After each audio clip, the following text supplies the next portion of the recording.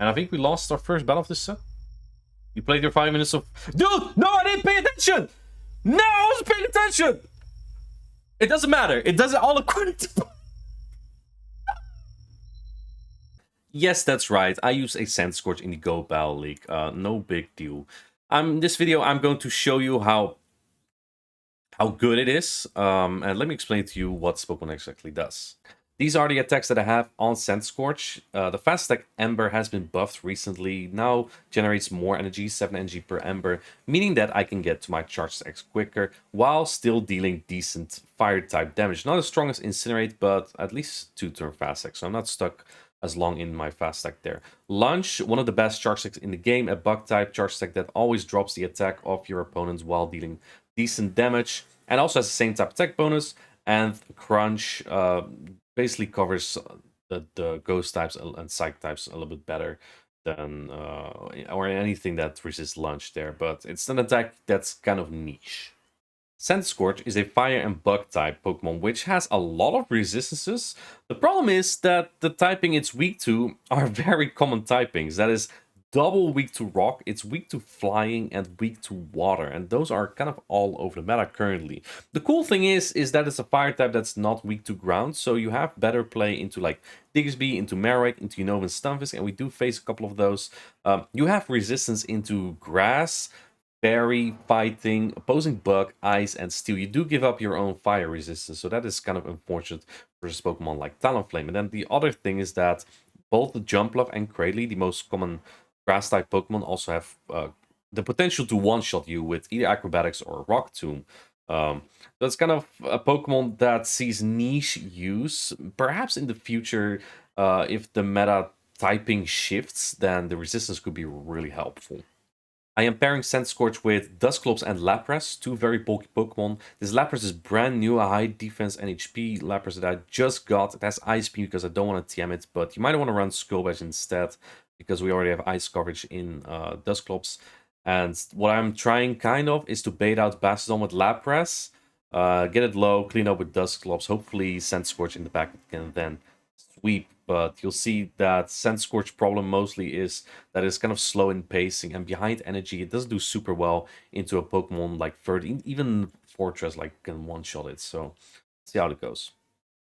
In this battle, I lead my Dusclops into Wigglytuff. Bad lead, terrible lead even. I'm going to safe switch into my Lapras, and by this, I hope to bait out a potential Bastiodon. Looks like my opponent is staying in a little bit here, though. Perhaps looking to tank this energy or even shield it.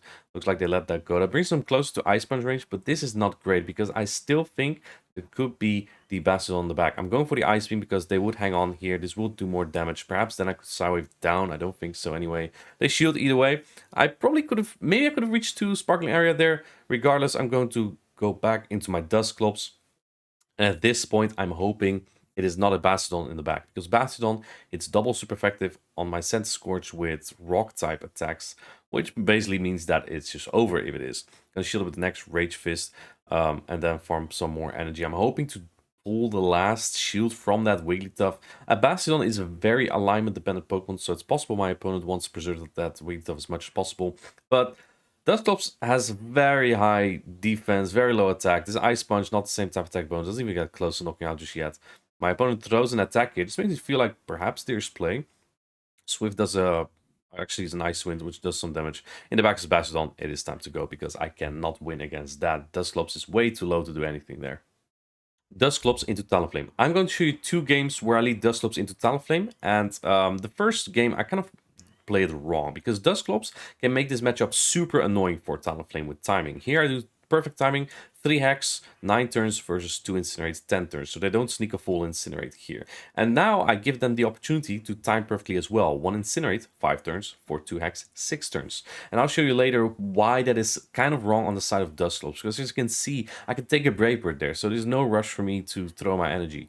I throw a Shadow Punch there. Yes, Centiskorch is a bug type. That means I resist fighting. So generally you think this is a good matchup. It's only so-so of a matchup because Centiskorch's bulk is just barely not good enough to reliably tank 2 Rage Fears. I probably would hang on here. I'm just not sure if I live the Karate Chop afterwards. So I'm just going to farm that down. And the other problem that Centiskorch has is that with its bug typing, it means that that fire is neutral against it. And that also means that opposing fire types are usually defeating Centiskorch. Not ideal. The coverage is really nice though. After this defense drop from the crunch, 20%, this crunch would threaten a knockout. It is tempting to throw lunge, but it's double resisted, so I also don't really want to into opposing Talonflame, but they might be weak to it, having like a Fortress, Scissor in the back or something. They go for the Brave Bird there, and in the back is a Gastrodon. I have no idea why they shield that or even brought in the Talonflame into a loaded Centiskorch. Regardless, this is a pretty decent matchup for the Lapras. Lapras is very bulky.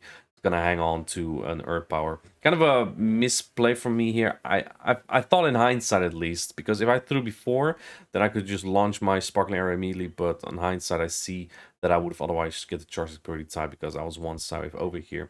I'm almost at the next one. Incinerate takes really long to register, so I'm able to get my Sparkling Area off into their Incinerate, and I will get the knockout here into the Talonflame. Good game. Okay, so how are you actually supposed to play this out as Dusclops? This time I'm going to overfarm, and that is going to make timing extremely annoying for Talonflame to the point where they have to let me sneak. Look, they let me sneak a full hex here. Because if they don't, I throw my Shadow Punch on good timing, and I can throw my next Shadow Punch also on good timing, and if they throw at any point there, I will always sneak a full hex. They actually shield that. This Talonflame may have been traumatized by a Poltergeist before, which definitely would do a ton of damage.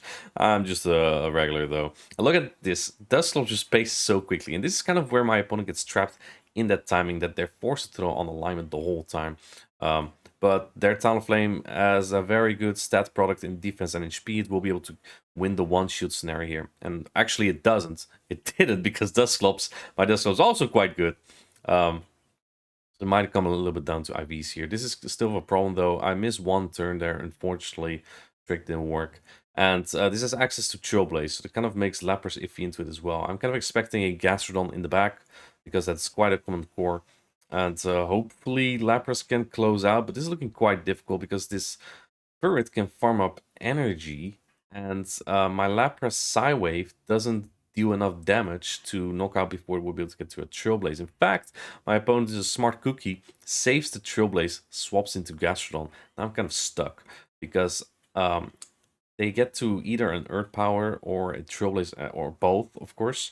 And I have only one Protect Shield to protect myself against them. And the Mud Slap kind of add up to bring me down into range. So I'm kind of trying to call a bait here. My opponent's smart.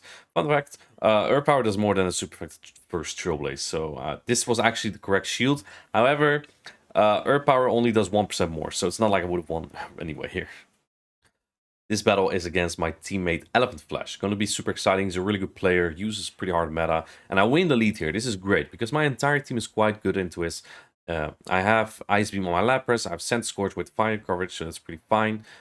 He's going to go for an attack before dipping. This is kind of where I want to just throw an alignment to throw them off and just get that damage in. He has Energy Ball as well, so that's crazy. Tries to catch on the Lapras, and I safe switch my own immediately. Now, my thought process here is that I don't really need switch. My entire team is quite good into his Jumpluff, so it doesn't really matter. The problem is with this team is that Skull Bash Lapras is kind of a core breaker, and he actually does a Skull Bash. I went for my Sparkling Area immediately, even though that does indicate I don't have Skull Bash, because I want to get my damage off before he buffs his defense up, and I wasn't going to be able to get to a potential Skull Bash before him anyway. Hoping that would ease up the match. I'm hoping to take this and keep switch advantage, but looks like he will be able to get the Sparkling Area down, so I'm going to swap in my Centiskorch to get an energy lead on whatever's in the back.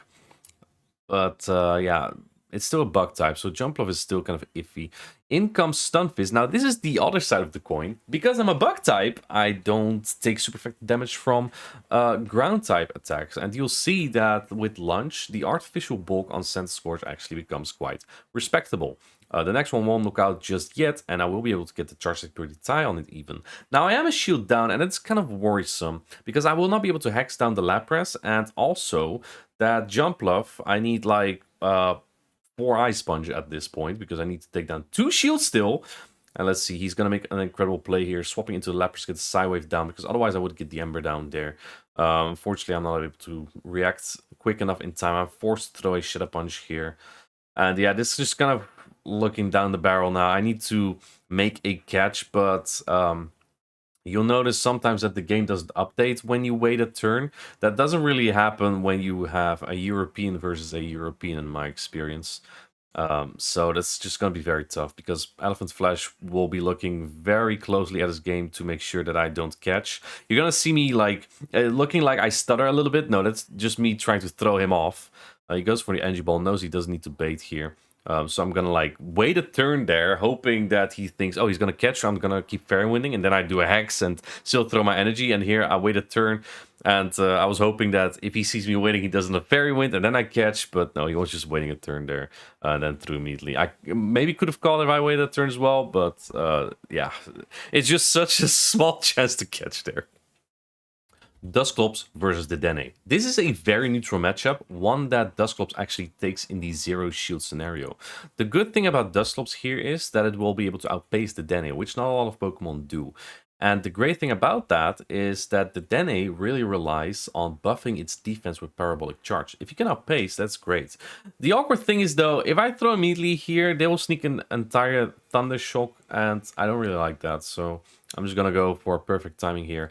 And the fourth Shadow Punch is always 2, so I may be able to get to another charge stack on whatever comes in to farm me down here. I will do one more Hex, and if something comes in like a Lapras, I might be able to get to another Shadow Punch, because Dusclops has a lot of defense, but it has low HP though. He comes with his own Dusclops, which I'm okay with, I guess, and in comes an Annihilape. They swap quite slow here, and Lapras is not too bad here. Annihilape is quite fragile, takes super effective damage from Psywave, so actually have good play here. They go straight for the Rage Fist, not attempting to bait a close combat potentially. And as you can see, Lapras will just be able to get to another charge stack here. Gonna go for the Ice Beam. I think this will secure a knockout, or with one more Psywave it would. But they double shield here. I still have my Dusclops, but after boosted Rage Fist, I think this will still knock out. It doesn't really matter though. I do miss an Ember there, which I don't like.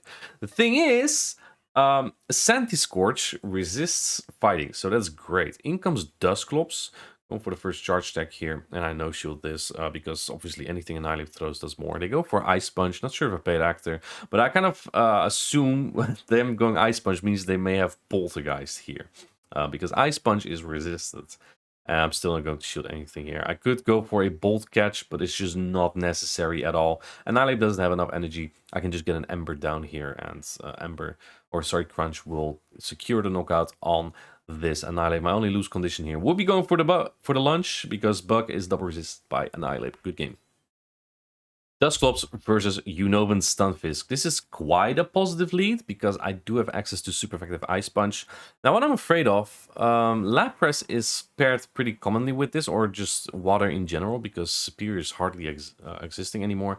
And that makes me afraid that they will catch. So you don't see me throw an Ice Punch there just yet. I prefer to overfarm now and then. But this is kind of awkward. So this Araquanid either has Water Pulse or Bug Buzz as its super effective, or its hard-hitting charge stack. And Water Pulse will be super effective on my Centiskorch, would deal a lot of damage.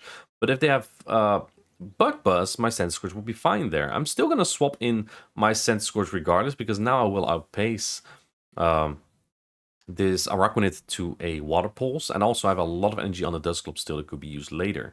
Keep in mind that Centiskorch is a fire type, but also a bug type, so this will only be neutral. And then I'm hoping that my Lapras in the back could have a decent matchup here. So far they have it covered quite well. Of course, Arachne with a double water move set won't do as much. Or maybe they Water Pulse Bug Buzz for all I know.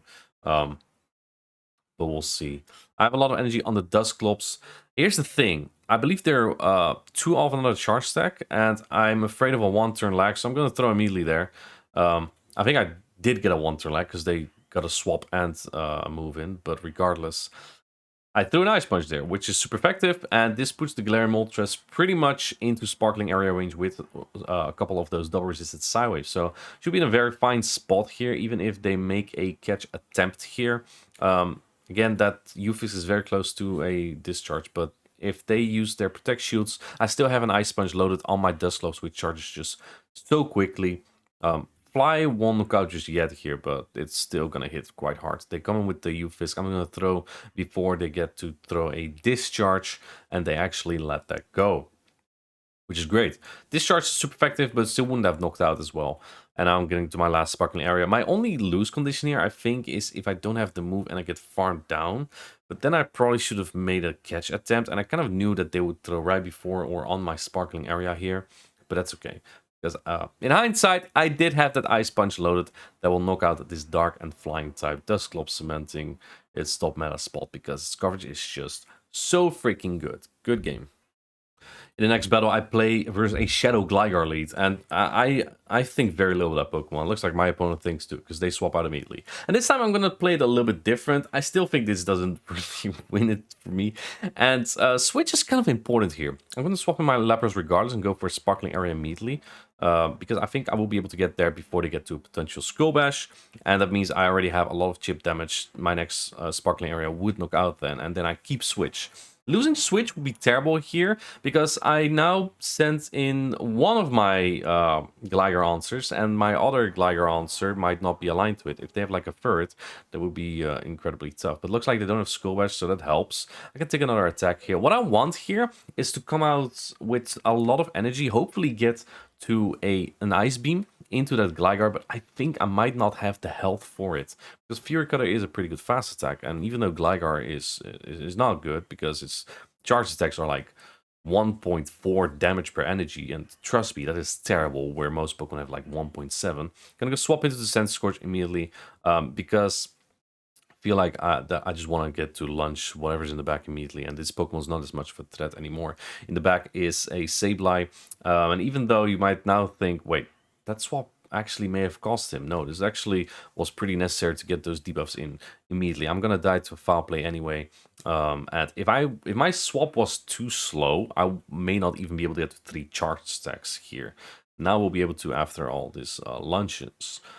Regardless, what I'm afraid of here is that they will swap out with 2 foul plays. So I guess I'll make a catch at the point they have 2.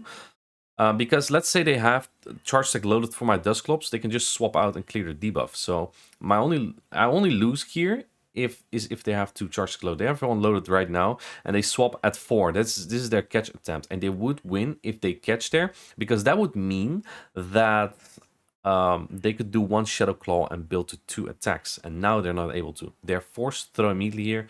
Bozo Me doesn't even throw Charge Stick here, but it doesn't matter, because 1 Ember from Centiskorch is powerful enough to take out this Shadow Sabye.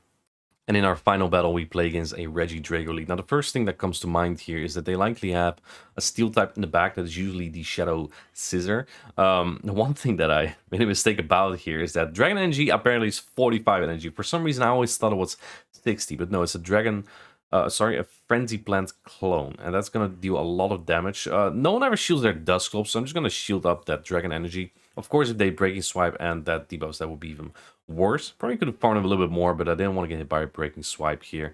If they have the Shadow Scissor coming in, that will at least take damage from my Shadow Punch here. And hopefully they shield that, because if they shield, that's great, because I kind of see this Pokemon useless into my Centiskorch. They throw Night Slash right before my next Shadow Punch, very good counting for my opponent, and they only have 1 Buddha Punch now, meaning they need 4 for the next one.